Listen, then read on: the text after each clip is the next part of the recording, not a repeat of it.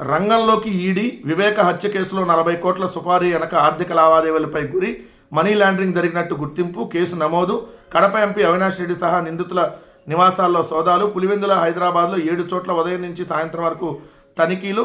కీలక పత్రాలు, డిజిటల్ పరికరాలు స్వాధీనం. అవినాష్ రెడ్డి ఇంట్లో లెక్కల్లో చొప్పున 24 లక్షల రూపాయలంట. ఇప్పుడు 24 లక్షల డబ్బులు ఎత్తుకెళ్ళింది, పెద్ద వార్త అయిపోయిందనమాట.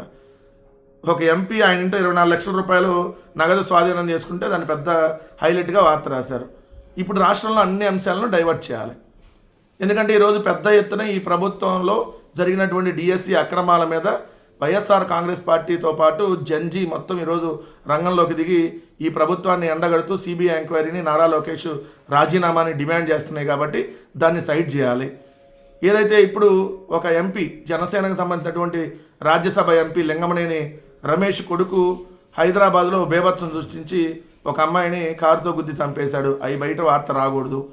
ఏదైతే ఈ రాష్ట్రంలో పోలీసులే గంజాయి అమ్ముతున్నారు, ఈ వార్తలు బయటకు రాకూడదు. గంజాయితో పోలీసులే పట్టుబడుతున్నారు, దీని మీద డిస్కషన్ జరగకూడదు. నేరాలు ఘోరాల్లో ఆంధ్రప్రదేశ్ అనేది దూసుకుపోతూ ఉంది, దీన్ని ఎక్కడ డిస్కషన్ జరగకూడదు. జగన్మోహన్ రెడ్డి గారికి పెద్ద ఎత్తున ఏదైతే జనాలు వస్తూ జగన్మోహన్ రెడ్డి గారే మళ్ళీ రావాలి, మళ్ళీ జగన్ గారే ముఖ్యమంత్రి అవ్వాలనేటటువంటి విపరీతంగా నడుస్తూ ఉంది చర్చ. అవన్నీ డైవర్ట్ చేయాలంటే అదిగో వివేకానంద రెడ్డి గారు అంటే ఇదిగో ఈడీ రంగంలోకి దిగింది. ఈడీ కాకపోతే సిబిఐ కాకపోతే ఇంకోటి ఏమైంది? ఇక్కడ అవినాష్ రెడ్డి గారికి కానీ, భాస్కర్ రెడ్డి గారికి కానీ, ఏదైతే జగన్మోహన్ రెడ్డి గారి కుటుంబ సభ్యులు కానీ ఎటువంటి సంబంధం లేదు అనేది వాస్తవం. వివేకానంద రెడ్డి గారి హత్య జరిగింది చంద్రబాబు నాయుడు గారు ముఖ్యమంత్రిగా ఉండగా. ఆధారాలు ఏమన్నా మాయం చేస్తుంటే చంద్రబాబు నాయుడు గారు ముఖ్యమంత్రిగా ఉండగా వాళ్ళకి సంబంధించినటువంటి సిట్టే మాయం చేయాలి. సో దాని మీద సిబిఐ ఎంక్వైరీ నడిచింది. సో ఇక్కడ మెయిన్ ఏంటి? ఆల్రెడీ ఛార్జ్షీట్లు అయిపోయినాయి, విచారణ పూర్తయింది. మరి ట్రయల్ రన్ ఎందుకు నడవట్లేదు? ఎందుకు ట్రయల్ రన్ నడవకుండా అడ్డుపడుతున్నది ఏదైతే నర్రెడ్డి సునీత గారు సమాధానం చెప్పాలి. అంటే ఈ కేసు ఎప్పటికీ తేలకూడదనేది నర్రెడ్డి సునీత భావిస్తున్నట్టుగా క్లియర్గా కనపడుతుంది కదా.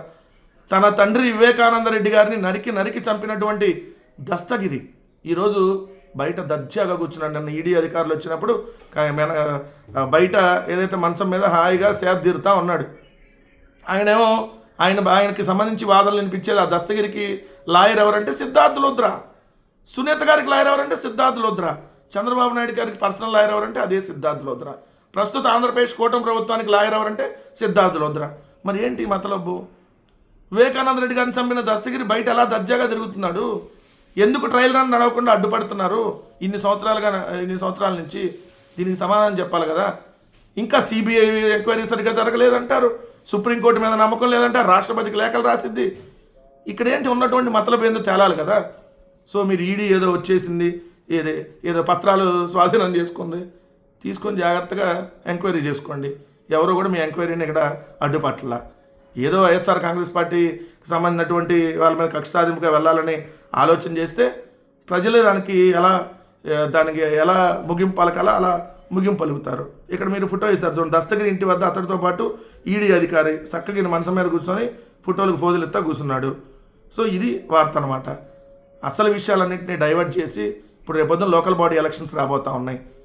సో అందుకని ఏదైనా మళ్ళీ ఇట్లాంటి దాంట్లో ఈడీ అని వీటిలో ఎంక్వైరీలకో లేదంటే అరెస్ట్లో చేసేసి ఏదైతే అక్కడ కడపకు సంబంధించినటువంటి లోకల్ బాడీ ఎలక్షన్ ఏమైనా చేసుకోవాలనే ఆలోచనతో కూటమి ప్రభుత్వం ఉందో దానికి సంబంధించి వివరాలు కూడా బయటకు వస్తాయి కదా. సో ఇది నిన్న జరిగినటువంటి ఈడీకి సంబంధించినటువంటి ఏదైతే రైట్స్కి సంబంధించినటువంటి అంశం.